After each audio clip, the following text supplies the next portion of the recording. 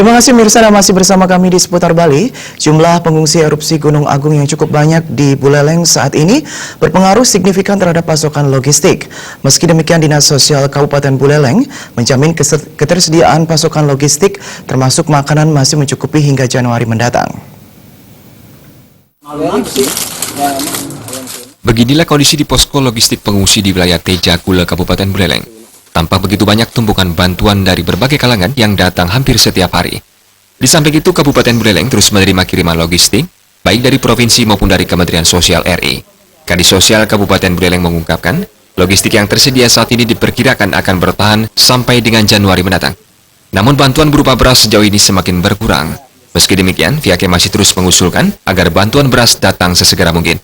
Sejauh ini pihaknya selalu berada di lapangan untuk mengkoordinasi secara langsung penyaluran bantuan tersebut. Keluh kesah yang dirasakan oleh para pengungsi di lapangan bisa menjadi masukan untuk Dinas Sosial dalam hal penyaluran logistik. Hingga Senin malam 25 Desember 2017, menurut data BPBD Kabupaten Buleleng, jumlah pengungsi di Kecamatan Tejakula mencapai 7.724 orang yang tersebar di beberapa desa.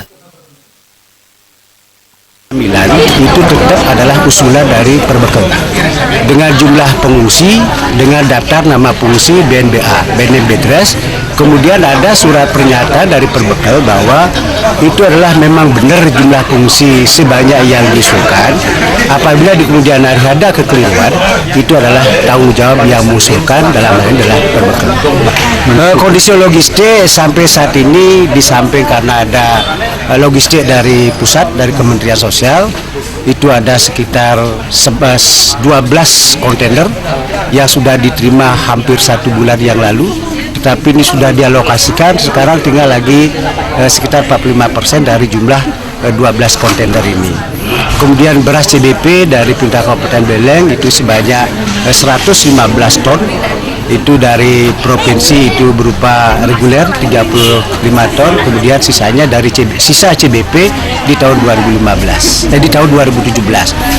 Nah, kemudian untuk logistik yang lain, utamanya permakanan, ini masih cukup memadai kalau misalnya sampai bulan Januari.